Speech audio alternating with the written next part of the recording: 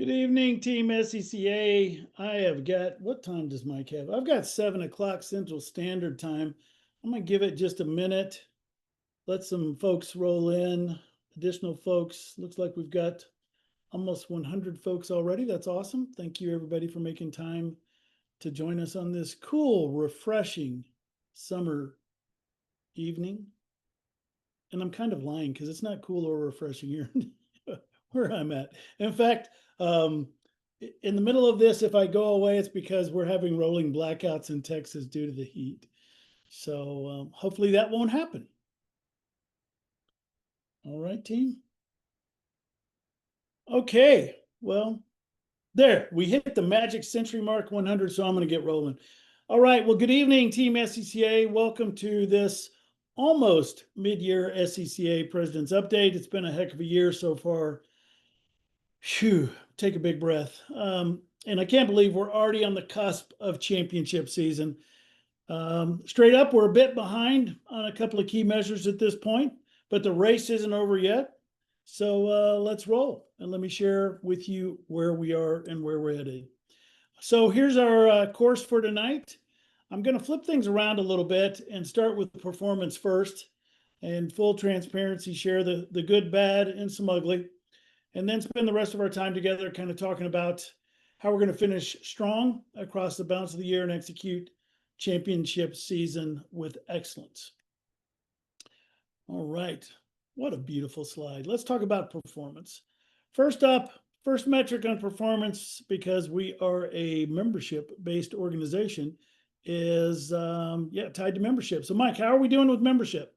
So what you've got here is 4-year trailing information, 22 to 25. I'm a little color challenged, but here's what I do know. I do know that the red line is 22, that's the low line, and I do know that the purple line is the current 2025 line.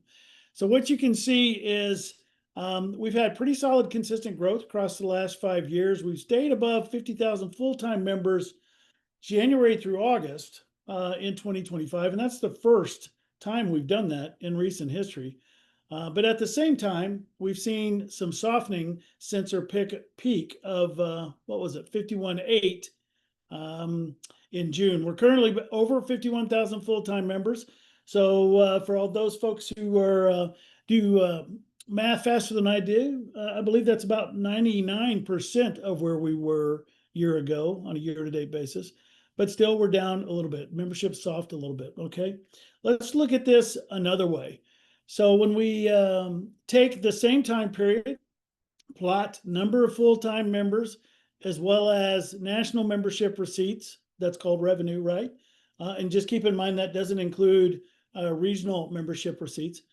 You can see that as of, what is our date here? August 8th, we've captured about 2.2 million in revenue year to date.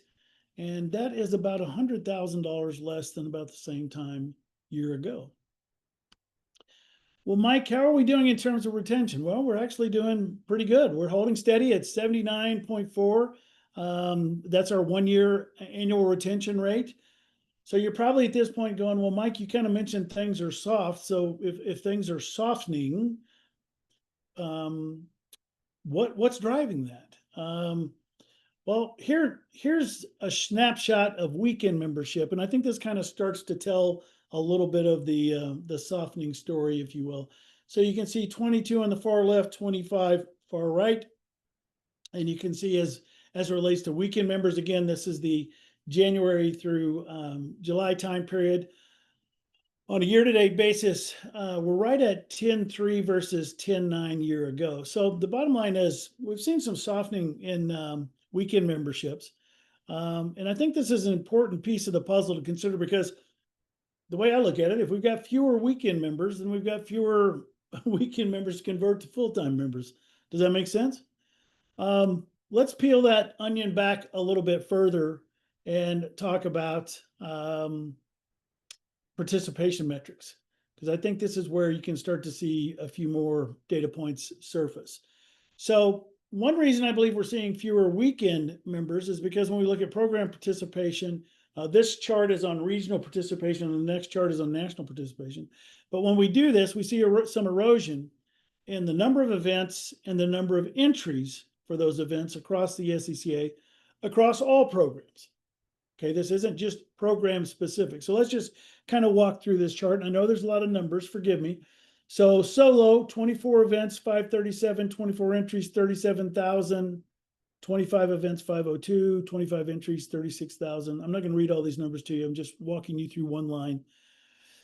So we're down 35 events. We're down 844 when you just look at regional solo, right? Down 35 events, down 844 participations. Regional road racing, we're actually up 13 events, 25 versus 24. We're down about the same amount in terms of entries, 825. Experiential, down about 9 events, 247 entries. Rallycross is at a regional level and a national level. Those folks are just kicking some dirt, pardon the pun, and doing very, very well. In Road Rally, we're down 3 events and down 14 entries. When you aggregate that on a regional level view, you're down about 18 events and about 1,400 participations. Okay. Now let's flip the coin and look at national. When you look at national programs, Champ Tour, Pro Solo Tour, those things, you've got no change in the number of events. It's 38 year over year. You're up just a little bit in terms of entries. Road racing is not applicable at this point because the only road racing that runs under a national sanction is the runoffs, which we haven't had yet, right? Experiential, which includes Targa, Time Attack, and Track Night. You can see those numbers here. Targa is up 3 events, 53 participants, up 2 events, up 32 participants. And Track Night, even though they're down about 4 events due to some weather and some venue losses, they're actually in pretty good shape on a year-to-date basis in terms of number of participations. So, and again, Rallycross is strong, plus 1 event, plus 53 folks. So on a national scorecard, looking at entries and participations, you're up 4 events and 575 participations. When you do the math and aggregate it, hopefully this is accurate, you're down on a consolidated basis, 14 events and 867 entries. And again, that's not anywhere, it's everywhere. Anywhere specific. It's not just one program, it's across all programs. And there's nuances as to why in some areas. But let's keep peeling the onion back on that. So one of the things we can do as well is we can also look at those programs that use NetForum for event registration. Those programs, as you know, are listed over here. We've talked about them before. Starting Line, Time Attack Challenge, Track Events, and Track Night in America. So this is 24, 25 events. You can see that. 24, 25 entries. You can see that. We're up a little bit. And then this is actually receipts revenue tied to those registrations. So while we're up slightly, I would call that flat. But let's pivot a little bit and let's see if we can talk a little bit about, Mike, what is some of the why behind this? So I have spent a significant amount of time over the last, 90, 120 days talking to regions, talking to other sanctioning bodies, talking to other operating entities inside the club like SCCA Enterprises and a lot of those drivers, a lot of those resellers. Pretty much anybody that'll listen to me and talk to me about what's the state of your business. Are you doing well? Are things a little soft, a little slow, et cetera? And I heard a lot of recurring themes. A lot of those recurring themes I found in this study that was produced by McKinsey and Company. You might have heard them. They're a small consulting firm in the US. They published this in, I believe it was June. And it was based on a nationwide survey of almost 2,500 folks across the Gen Z, Millennial, Gen X, and Boomer demo. I think we have all of those food groups in our family. And really the executive summary on this is that they have, based on this research reflects a shifting of spending based on headwinds folks are facing in the economy, primarily rising prices and inflation, right? So as you can see in this chart, based on the study, more than half the adults in this survey indicated they plan to cut back on discretionary spending, which discretionary spending is what we do. It's the space we operate in, right? Baby boomers, we've got a few baby boomers in the family. I might be one of those who are financially constrained were more likely to adapt their spending, particularly in non-essential categories. So you can see this is kind of broken out by demo, these columns here based on these attributes: cutting back on non-essential spending, purchasing fewer items overall, switching to lower price products, delaying purchases. This point number 4 is something that I don't know if you've seen it at a region level for your programs, but we've really seen it at a national level. Where even if we get to what we had budgeted for the number of entries, we get to it at the last minute, right? Because everybody's holding on to cash and wants to make sure they've got the disposable income to make that trek, to make that tow, to support that event, etc. So is that the sole answer? No, I don't think that's the sole answer, but I think that is something that I'm hearing and seeing in a lot of places. I actually was just invited to be on a board with PRI, and I'm the only representative of a North American sanctioning body on the board, and it's all folks who are in the aftermarket business, partners that sell products, goods, and services to folks who like to have hashtag fun with cars.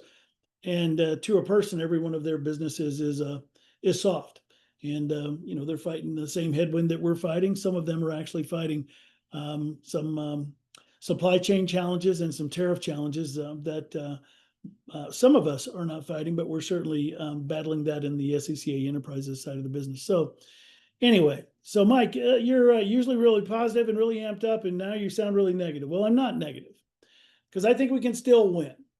And here's how we win, in my opinion. I think we win by continuing to work collectively and collaboratively across 115 regions and the national staff. And we win when we deliver the best motorsports experience in the amateur motorsports vertical, focusing on our mission and focusing on our members, our programs, and our partners. And that's my executive summary. You guys done? Just kidding. I really believe that. That's what we focus on: members, programs, partners. So let's keep going and see if we can put a little more skin on the bone here. Where are we in terms of, you've heard me say before, the E word is the key word, right? When I say E word, I mean experience. It's integral in our mission statement. That's what we're focused on delivering. So Mike, how are we doing on that based on experience scores to date? So what you can see here is the numbers we've got so far. I believe these are blue right here. Says TBD, not because we're not interested in them. We're very interested in them. It's just that these events haven't happened yet. So as soon as those events happen, we'll publish those numbers for you. But the National Convention came out at an 84, likely to recommend. Super Tour, the entire Super Tour actually improved from 84 to 87. I got a few comments on that in just a second. Track Night continues to be excellent at 99.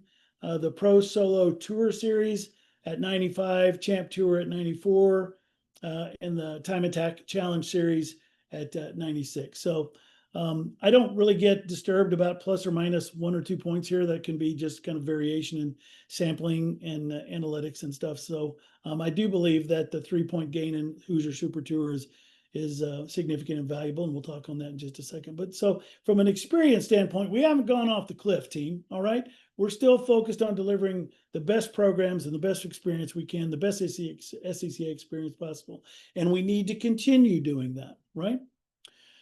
So what was the other thing I said we were going to focus on? I said we're going to focus on members, programs, and what was the next one? Oh, I believe it was partners. Yeah, they're important because they fuel our ability to fund programs, support programs, and have a lot of hashtag fun with cars. So the good news here is I'm proud and happy to say that even with all of this headwind, and by the way, when we talk to these folks, they're feeling similar headwind to different degrees, but still feeling similar headwinds. So even with that, I'm happy to say that all of these officials have renewed and are retained 100% for 2025. So I think that says something about the quality of these partners. I think it says something about the quality of the SCCA and our programs. And I truly believe, in all humility, it says something about the seriousness that your national staff takes with regard to serving partners. There you go. They're important. All right, let's pick up the pace and talk about some SCCA programs we've been working hard to deliver all year. I don't know who did this slide, but it is phenomenal. I just have to say that. All right, let's start with Hoosier Super Tour. So at this point, the dust is settled on, what do we have, 10 events that were part of the 2025 Hoosier Super Tour.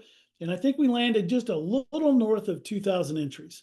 And that's about 10% shy of what we had budgeted.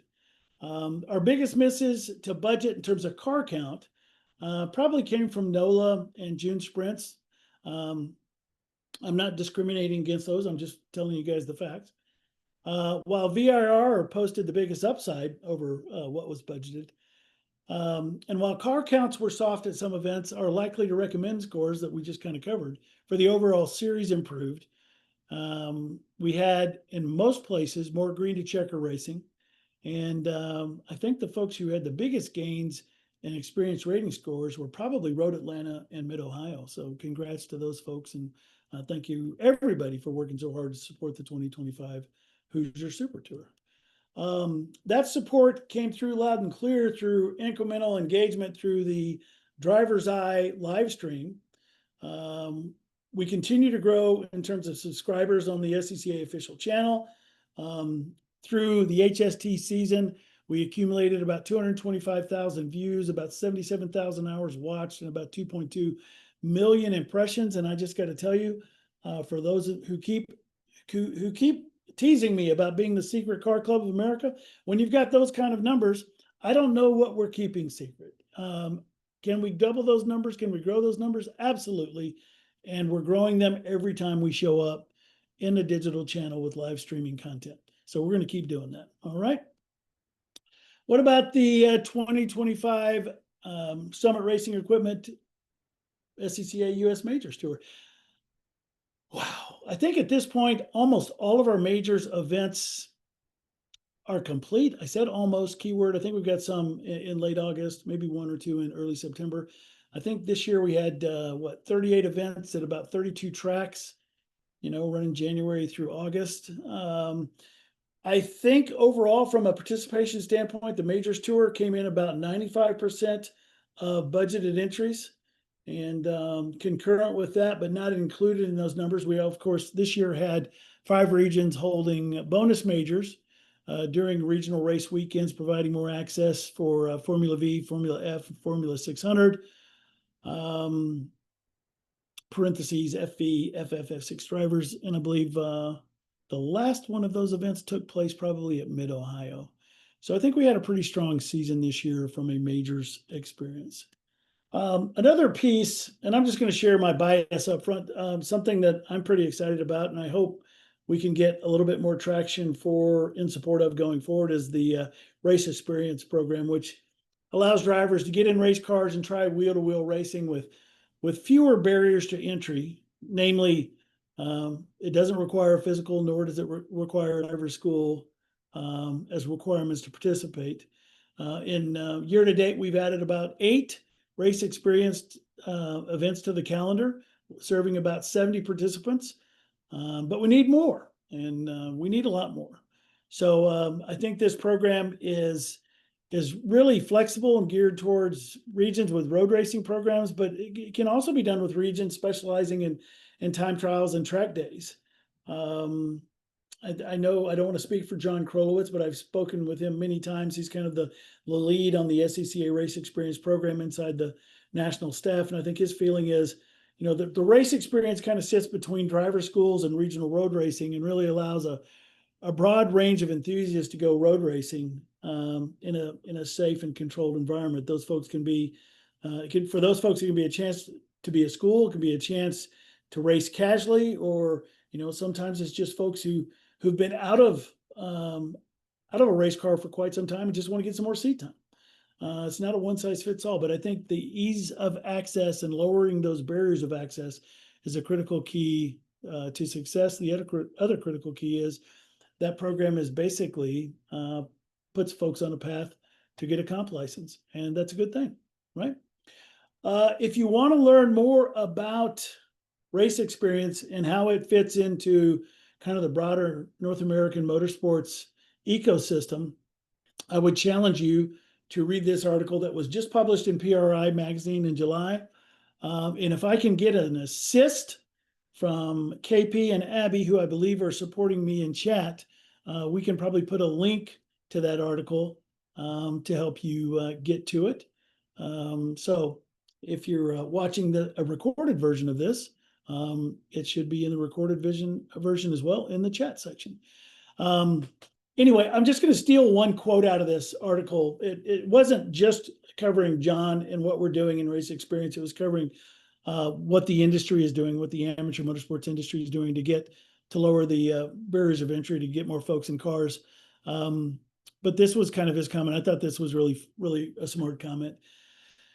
I'm just going to read it real quick. The next time someone complains that motorsports' best years were in a bygone era, consider the words of John Krolowitz from the SCCA. Quote, "Sure, I miss watching a GTP car blast around Daytona in the dark with only exhaust flames and dim headlights showing, and we can be nostalgic for those things. However, when one considers the number of tracks, clubs, cars, businesses, TV shows, and internet groups providing opportunities, events, parts, awareness, and knowledge to access motorsports, this is the golden age because so many people can see it and find out how to be part of it." So I think there's a lot of gold in them there hills, and appreciate John sharing his time and talent with the club to help kind of get Race Experience up and running. And I hope you'll read that article. There's another article inside that very same magazine that I'm going to reference just a second. But articles are great and we love them, and we're trying to create more awareness around the club and the programs that we support. But what's better than an article? What's better than an article is one of our very own going and participating in a Race Experience. So if you don't know who this is, I'm really going to be upset with you. This is our very own Andy Album. I believe Andy stole her dad's car.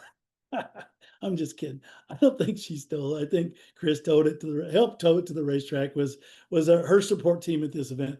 But Andy participated in the St. Louis region SCCA Race Experience earlier this year, and she crushed it. I'm biased, but she crushed it. She did fabulous. And everyone, you can't see in her full coverage helmet, but in every picture we've got, she's smiling. So she had a great time. And team, we just need to get more Race Experience programs out in the wild to get more folks involved in the club and in road racing. Just my opinion. All right, let's keep talking about programs that we've been running that are really all around lowering barriers of access and inviting folks into the SCCA wheelhouse, #Fun with Cars. So this is a brand new idea, right, Targo? It's brand new. No, Mike, it's not. It's been around since dirt was new. You're right. But we brought it back, and this year the RSE team brought it back, and we did three. We did Texas Targaland, Targa Southland, and Targa Chicagoland. And these are events that take place over 4 or 5 days, and they have multiple events within the master event, right? So you've got time attack sessions, you've got a road rally point to point, you've got autocross, and then you've got a time attack challenge. And then you've got social things going on inside this as well. I've talked to a couple of longtime members, national champions who participated in this, former board members who participated in this, and they said that was the best thing that we ever did. So hats off to the team. It's always hard to launch. I know this isn't brand new, team, but it is a new product for us. And it's always hard to launch that, and events that run over 4 or 5 days at multiple venues are pretty tough to put together. But hats off to the Targa team for doing it. And we got great marks from an experience standpoint. And a lot of folks really enjoyed it. One of the things that I heard as we kind of stuck our toe in this water was something along the lines of, well, Mike, that's not real racing, and real racers don't want to do that. And I said, well, okay, well, thank you for your input. We'll see. Well, this is a picture of Amy Kissick, who's a road racer. She's a pretty good road racer. She's pretty good. She's good enough for Mazda to write a check for $50,000 for a motorsports scholarship as part of the Spec MX5 class. You can see her holding a big $50,000 check right there. And I believe Emmy is a staggering 17 years old, and she found her way to the Texas Targaland late April, early May, and was part of a 3-woman Mazda. I think the official $1.50 title name was Team Zoom Zoom Her, comprised of Emmy, Abby Shear, and Kelly. And I think this is an all-wheel drive Mazda 3 Turbo. Oh, you're wondering what I'm looking at. There's Emmy right there in the Mazda 3 Turbo. That they maybe borrowed from Mazda Motorsports. I might be getting in trouble at this point. all I know is Mazda Motorsports, they took great care of the car. They did a fabulous job. And I believe Emmy did a great job in the parking lot of Eagles Canyon. So the team could return home and return the car safely back to you. But anyway, great Targa, great debut year, and hope to put a few more of those on the map in 26. More programs to invite entry-level folks into the SCCA funnel to get them doing more SCCA things. What is this one called? It's the Starting Line Schools. So I think most of you know about this. It's an all-inclusive entry into the world of performance driving. It includes a day of instruction, also includes SCCA membership, discounts on entries on future events, as well as a subscription to Grassroots Motorsports. And if you're lucky, in this case, the young lady in the white helmet was lucky. You get a coach and a driver like Rick Cohn, right? I mean, who else do you want teaching you how to drive a Miata? So that is our very own Deanna Flanagan in Little Red, the SCCA Club Spec car with Rick. And she did, she towed the car to the event, unloaded the car, learned how to drive the car at the event. I think she left it for another staff member to participate in an event on the following day.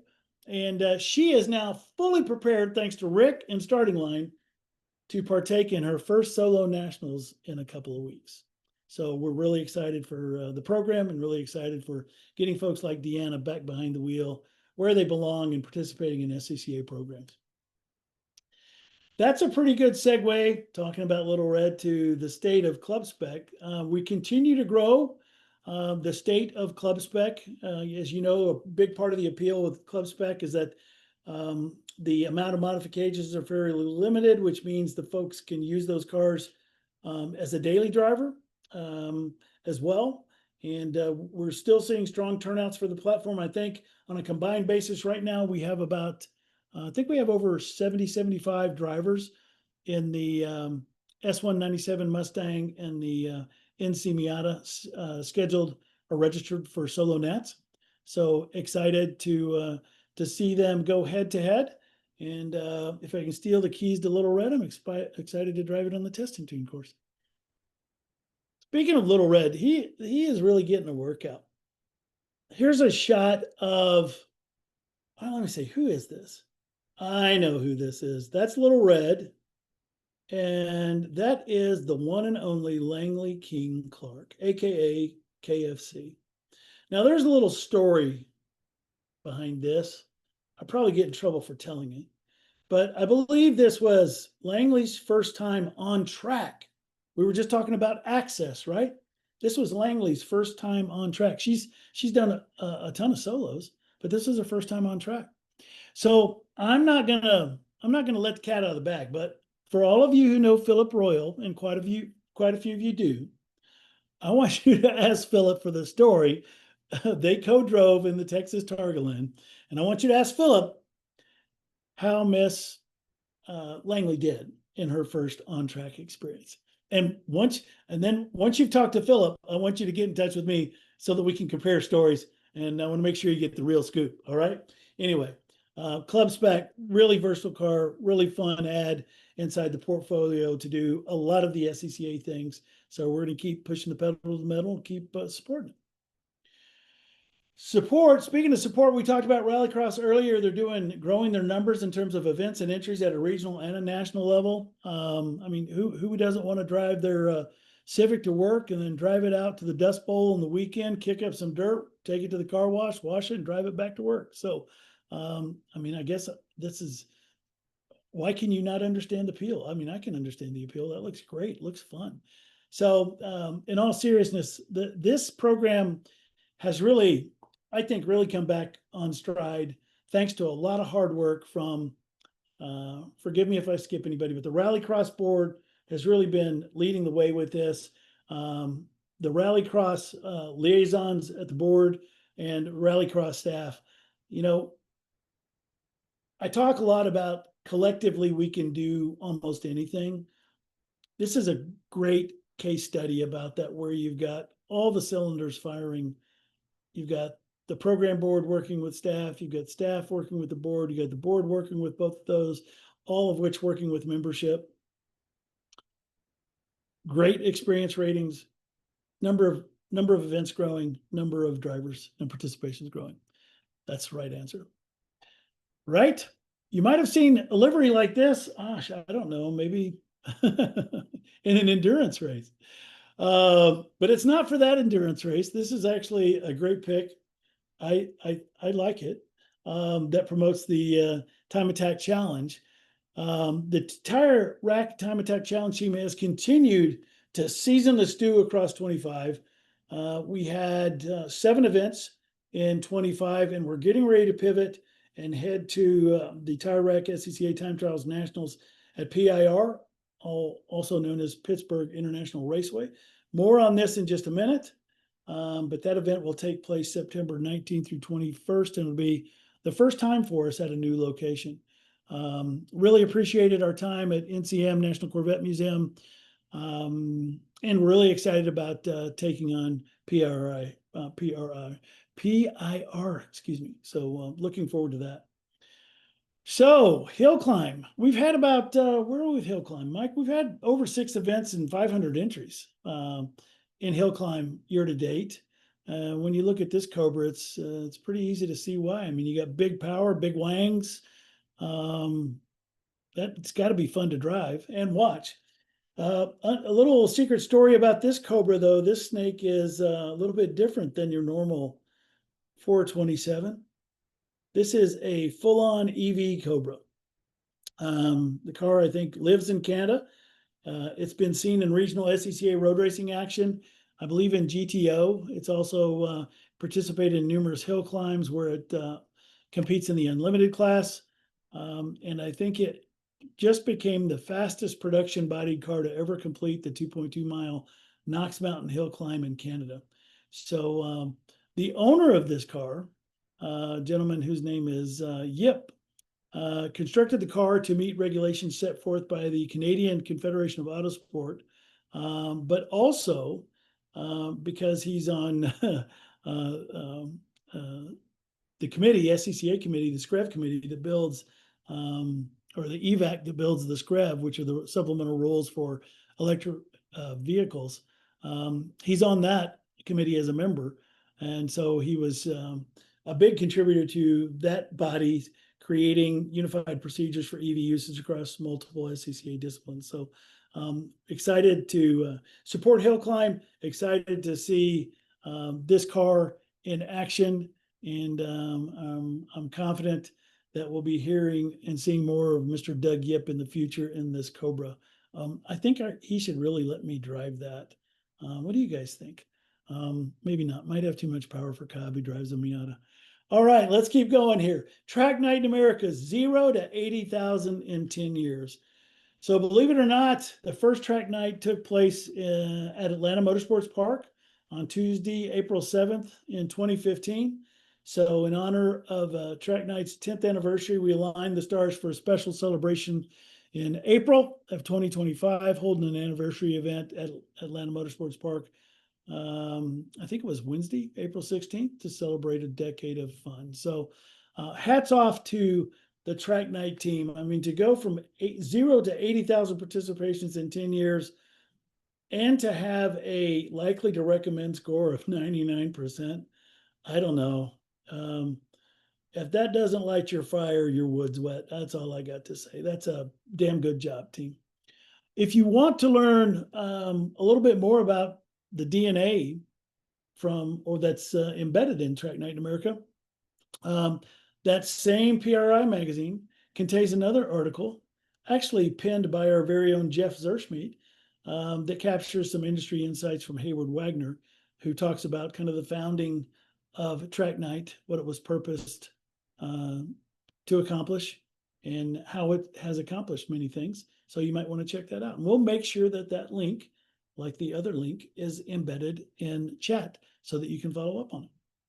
So with all these programs, I mean, goodness, we got to be training some people up to help support folks all over the club to help support these events. So how is that going? Well, I'm happy and proud to say that SCCA Academy continues to continues to throw it down just like that EV Cobra. So to date, from inception to date, We've had 6,500 orders and about 5,528 course completions. And believe it or not, we've had 2,700 course completions since January 1st of 2025.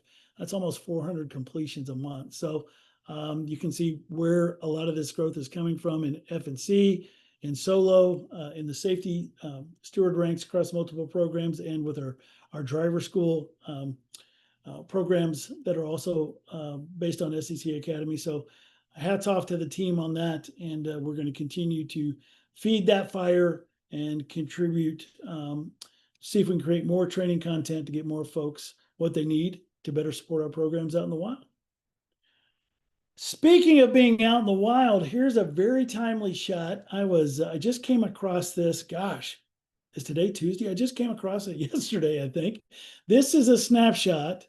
Look at this powerful ladies group here from DC region, where they had a event at Summit Point this weekend, and I believe it was a HBDE/TT. And these are all scholarship recipients. There's some folks in here who were supporting the event at grid, registration, hospitality, F&C, etc. But these fine ladies were part of the a scholarship program underwritten by Alpex International, and I guess co-hosted with Women on Track. So I think this is great, period. I also think it's great because oftentimes we rely on the foundation, and they do a super job to help fund things like Women on Track programs and stuff like that. And then sometimes when that funding runs out, we kind of wait for the bucket to be replenished so we get our program funded and take it from there. Hats off to DC region for scouring the marketplace and getting a quality partner like Alpex to come in and underwrite scholarships for these ladies to get them on track. I think they participated in the regular groups, the regular novice groups, and each day they had a additional track time period just for them, just for the Women on Track participants. So thumbs up, great job. Just want to make sure we got that picture in there, and that's super. Now, all the other regions that say, Mike, how come you're not merchandising our program? Guys, you got to send me your content if you want it in one of these prezos, okay? I don't discriminate against anybody. I was actually somebody just sent this to me on Monday, so I want to make sure I had it in there.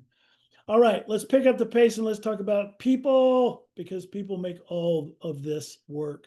So I just want to make sure I did a good job of identifying some of the new staff that we've onboarded this year. We've had a pretty big year of onboarding new talent.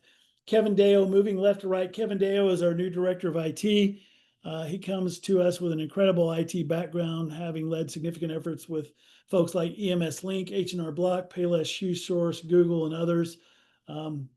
He is, I'm going to use one of his lines. He is cooking with hot grease, and he's doing a lot of great work. And the timing of his entry couldn't be better, given all the things we're trying to do with SCCA.com, with registration, with continued improvement inside our member account portal, all the things. So I'm glad and happy to have him on board. Sydney Davis-Yeagle has been helping us pretty much all year as special projects manager, road racing, since Jeff departed early first quarter. Sid has jumped in, not missed a beat.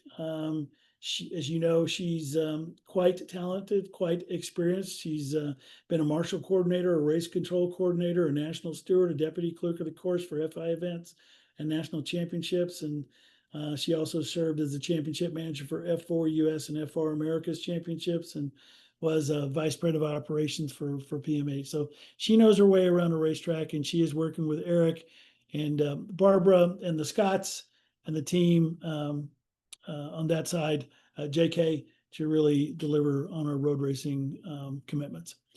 Justin Hawkins joined us in early second quarter as Director of Finance and Administration.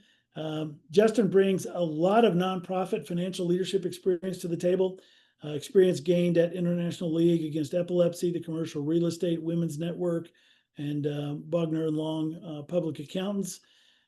He joined in, I believe, April, just in time to help us navigate our annual audit, which Was a lot to dive into and to learn. He did so in fine fashion. And we once again achieved an absolutely clean audit with no material findings or deficiencies in process or financial statements. So job well done, Justin. A couple other folks I just want to make sure we've mentioned: Carrie Lee, Customer Service Administrator for Experiential Programs, jack of all trades, primarily working to support the SCCA Time Attack Challenge and the Tire Rack SCCA Shootout Series. And Barbara Hughes, who's the Assistant Manager, Senior Admin of Road Racing, who's responsible for overall road racing program support, US Majors Tour, HST, National Championship runoffs, you name it. And it's a long list of deliverables for both of these ladies, but so glad that we have all 5 of these new staff members, and they are kicking tail, and we're happy to have them, and look forward to more contributions from them. Speaking of contributions, I think most of everybody's seen this, but I just didn't want to pass this by. Dale Frame, who's been the Area 4 Board of Directors since 2001, will be migrating to the CRB chair position January 1 of 2026. So he'll step down as the Area 4 Director at the end of 25, assume the role of Club Racing Board Chair. The Board of Directors will then appoint a member in good standing from Area 4 to serve out the remainder of his term. I believe his original service was due to term out end of 26. The appointee must reside in a region within Area 4, and the vacancy will not remain unfilled for more than 90 days. So that's what's going on there. Wish Dale all the best, and that's a big challenge. CRB is hugely important in our road racing program. So look forward to many more stellar contributions from my favorite chemist. Yeah, there you go. All right, now we're going to focus on balance of the year. We're going to push through this. I love this hashtag push. Let's start with the Pro Solo Championship finale. It moves so fast, ladies and gentlemen. If you've never seen one, it's exhausting to just watch. It moves so fast. So unlike the, well, let me just do it this way. Across the season, Pro Solo competitors earn challenge points throughout the season towards overall ladies and open Pro Solo championships. The national championships and the overall Pro Solo championships are determined, and awards are given by regular season points, with points earned across the season, as well as points earned at the pro finale, August 29th through the 31st. So right now, this event is packed. It's a full house. We're sitting at just a little bit north of our entry cap, which is 300s. I think last time I checked. Yesterday, we were like at 310. So this event will be fast and furious, much like the previous 12 solo tour stops this year. And it's going to be great, and it's going to be exciting, and I'm going to be there to watch it. We're also going to have the Tire Rack Shootout in Lincoln on Saturday, August 20th. This is a shootout that's open for, see if I can get this right. Well, that's an XA class there, so they're going to be part of it. Street Touring, CAM, Extreme Street, Club Spec, and SSC. I think what they do is they do morning runs, and then they do bracket eliminations in the afternoon with one ultimate overall champion named for that. So, Mike, can anybody register? Well, you can't today, but you can tomorrow starting at 3 p.m. So get that F5 key ready, and it fills up fast. And I think there's a pretty tight ceiling on number of entries for this one. I think it's right around 100. So make sure if you want to play in the shootout that you get in the queue. All right, Headbangers 2025 SCCA Solo Nationals. You gotta love this logo. I mean, I love this logo, don't you?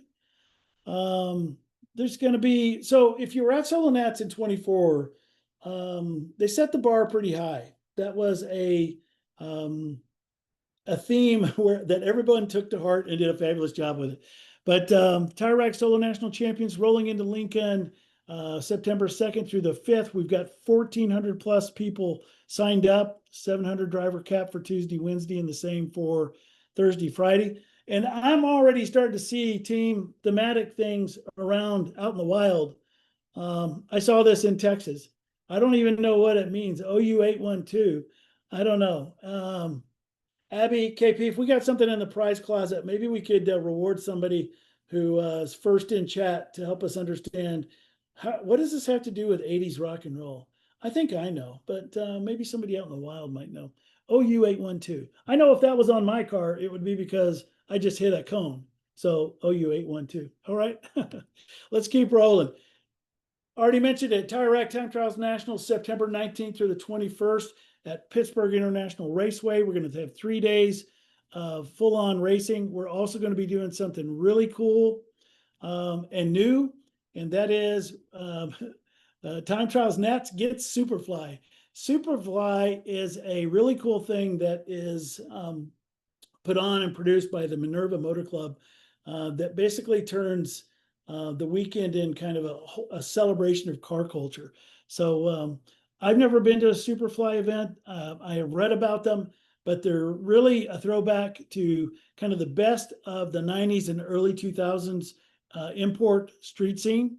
So we think it's going to be a really good crossover for our time trials community because the folks who participated in that don't just drive fast, but love their cars inside and out, just like we do. So we're expecting a high energy mashup of TT Nats and Superfly at PIR, and really excited about that. So please make, if you, it's open for registration. So number one, please register. And if you're not going to compete, just show up and spectate or show up and work. I hope to throw a little fabric when I'm out there. Yeah, that sounds awesome. Let's keep rolling. Speaking of an awesome, this is the first ever track night at Road America. This will take place on September 26th and 27th, right before the runoffs. So I think there are going to be, there's Friday sessions and Saturday sessions. This is not open for registration yet, I don't believe, but it's a great opportunity for members and enthusiasts across 2 afternoons on a bucket list track for folks who aren't qualified for the runoffs, like Mike, to maybe get out there and demonstrate their skill through the kink, Canada Corner, Turn 5, etc. So be looking for more information on that. Now let's get to the big dog. And on the heels of that is the National Championship Runoffs presented by Sunoco, September 29th through October 5th. Second straight year at Road America. This is going to be a great one. 23 races broadcast live on SCCA's YouTube channel. And I think for folks who haven't been to Road America for a while, I think it's going to be really good because they've made some really important upgrades to the facilities this year. I'm going to cover those in just a sec. I think somebody got into my notes. What does it say here? I'll be donning my FNC whites once again for this one. I don't know what corner I'll be helping on. But rest assured, I'll try not to get in the way. That's true. And note to Nikki, MEC may work the comms. I don't know. I don't think I put that in the script. So Nikki, you didn't hear that.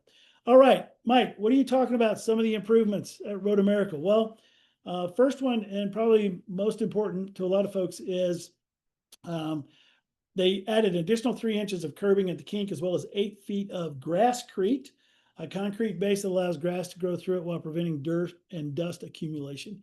So the June Sprints was a pretty good test of this.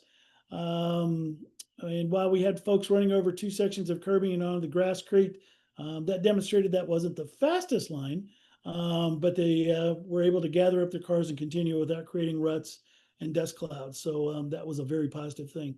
The other thing that is new, and I'm sorry I don't have a more up-to-date picture of this in the next piece, the pedestrian bridge, which I believe was built in the early 60s, was completely destroyed and rebuilt, and it's now a real bridge to support both pedestrians and golf carts.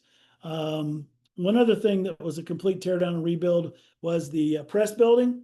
The old paddock press room was leveled and a new one completely rebuilt. And I don't have a pic of it, but the other thing that they did that was, I think will be really, really beneficial for us at the runoffs is the north paddock was leveled, repaved with asphalt, and the existing carport was extended, adding walls so that I think we've got an incremental section of 9 garages. So as part of that renovation, the bridge and the paddock renovation, grid access roads have been revamped to allow cars in the north paddock to access the grid from the east side of the gearbox concession area instead of solely from the main road. So I think that'll help ingress, egress from a traffic standpoint. They also did a lot of investment in suites, signage, and a host of other areas to make this runoffs an even better experience for drivers, volunteers, and spectators. So really excited about that. One other thing I'm really excited about is we're going to have a grand marshal for the national championships runoff. And that individual will be our very own George Silverman. I don't know if you've met George before. He's been to multiple SCCA events. George is the current president of the Automobile Competition Committee of the United States, commonly called ACUS. He has supported IMSA, IndyCar, NASCAR, NHRA, SCCA, and USAC. He knows all the players, all the folks, and he's been an absolute phenomenal friend of the club. And we're excited about having him at the runoffs as Grand Marshal. Now, that's a real pretty picture of George in his tux and everything. And I didn't get this approved, but I also know George this way. This was George at Solo Nats. He's a regular guy. He came to see us at Solo Nats, brought his Western themed clothes and his hat, and made friends. Got a ride back to his car in this setup here in this little Jeep. So anyway, he's a super guy, and we're going to really enjoy celebrating him and celebrating the runoffs with him as Grand Marshal. So all of that gets us into the time of year. What time of the year is it, team? It's time to start thinking about SCCA Worker of the Year nominations. So I think this is Scott Anger, who was the timing and scoring Worker of the Year last year in 2024. Mike, do you remember when nominations are open? Let me see. I believe nominations for Work of the Year are due by Tuesday, September 9th. And concurrent SCCA's Mechanic of the Year has a little bit longer nomination period. I believe the deadline for Mechanic of the Year is on 10/21. The reason for that is the Worker of the Year recipients are announced at the Tire Rack participant party, the all participant party at the runoffs. And the Mechanic of the Year award is given out, of course, as part of the annual convention. So anyway, make sure you get online, you submit your nomination, make sure your nomination is complete, please, and make sure your Work of the Year nominations are done by September 9th, and your Mechanic of the Year award nomination is done by October 21st. I think I got it right. All right. Road Rally, United States Road Rally Challenge. This is a multi-day, multi-event showcase. Moves around the country each year. It's one of, if not the pinnacle event in the road rally schedule. If you want to take part in one of the oldest, most prestigious motorsports events in the country, the USRC is a bucket list item. And that is coming to, it's going to be hosted by NE Ohio 2025. And it's coming to market October 10th through the 12th. And I think it's going to consist of a couple of tour rallies, a course rally. Teams will be vying for points in all three rallies. And the top team in each class will be the one with the most points at the end of the weekend. And registration, I believe, for this event is open. So get to it. Last and certainly not least, guys, I'm just moving chronologically. Okay, so don't get mad at me. I'm not playing favorites here. Is Rallycross Nationals October 17th through the 19th. It will be in Holly Tree, Alabama. And I think we have a cap on this of right around 125 cars. So you don't want to miss this one. And it's one that you need to register early, register often. And I hope to make it to Holly Tree to see the team throw some dirt. All right. Hot grid, hot minute on grid, hot minute on grid. This means I got to pick up the pace and close strong. Let's go. First, let's talk about reboot, website reboot. So this was something that we identified in the national convention. We covered this in all the division meetings as one of our key focuses, key areas of focus for 25. It is a big lift and a lot of work, but we are making progress. Thank you so much to Kristen Poole for all her leadership and for Trellis, all of their support as a technology partner in this. So over the past several months, we've been laying the groundwork for a new website, structure, audience segmentation, region feedback, governance, hosting, analytics, all of those kinds of really deep conversations. And right now we're mapping the site, refining categories and tags, selecting 3 pilot regions, right? To help launch alongside with the national launch. And with all of those component parts in place, we're now finally ready for the most exciting phase of this, which is design and development. So yeah, we've been working hard on this one. KP's been working hard on this. This was the timeline she presented first part of the year, and I mean, we are still pretty much on timeline, and we are working hard so that we can have something to show in support of this initiative when we get to January. All right, team? Check your email tomorrow, ladies and gentlemen. SCCA membership has benefits, and this time I'm talking about PRI benefits. So we're sending it out an email to all SCCA members, I believe tomorrow morning, where you can receive a $10 discount on the $40 registration fee for the PRI show. That also includes the 12-month membership for PRI. You will have instructions, a discount code inside that email to use when registering. Please know that you can't scam this. You have to use the code, and you have to validate it with your membership number. Okay, so don't pass that email around to a bunch of folks who aren't SCCA members unless they want to be SCCA members. Tell them to join, and then they can certainly get the discount. But this is for SCCA members only. That's a requirement for eligibility. Okay, so hopefully that's a perk that is of interest. The PRI show continues to grow, and as does our partnership with PRI. One other thing I just want to touch on that I think is a benefit for membership. You know, we're blessed to have over 1,300 lifetime members inside the club, and we are happy to share that we have reinstituted a SCCA Gold Card as kind of a special recognition for our lifetime members. We hope you'll wear it proudly in the sleeve of your new SCCA Lifetime Membership lanyard, which is illustrated here to the right of your Gold Card. Now, just to be really clear, this does not replace your SCCA membership card, which you'll continue to receive on an annual basis. Many of our lifetime members continue to hold competition or official licenses that are not issued automatically, and those are identified on the back of your real membership card, right? So one other thing, just so you don't burn down the membership lines, as you'll see on this card, Net Crawl #1 issued 2025. So don't call Amy and the membership services team all mad because you joined before 2025. We understand that. Unfortunately, for many of our lifetime members, the data that we have is not clean and consistent. So we couldn't create, the most consistent way to execute this was to use one date. Since all of these are being issued in 2025, that's the date we're using. All right. We'll continue to work on that, but old data that wasn't archived correctly is really hard to clean up, team. So we hope you will receive this in the spirit in which it is given, which is a positive spirit of recognition for all of our lifetime members. Okay, we're working hard to close. Don't want to close without throwing a promo out around the SCCA Foundation Monaco Grand Prix experience. That was a big hit in 25. This is a bit of a reprise for 2026. It's a 3-night, 4-day stay at a 4-star boutique luxury hotel in Monaco, and with access to a super yacht. I'm not sure if that's Jeff Jacobs' super yacht. It's not Mike Cobb's super yacht. This package does not come with tickets, but you won't need tickets because you'll be watching the Monaco Grand Prix from your own super yacht. So it's just a slam dunk experience. And I think the winner also receives a cash prize of $5,000 to apply toward additional travel expenses. So if you're interested in that, make sure you check that out. You can get more news on this on the foundation, or you can just scan this QR code that's right on your screen right now or in the recorded version, and I bet it'll take you to more information. Okay, I touched on this a little bit earlier. 2025 BOD elections will be held in areas 2, 6, 10, and 12.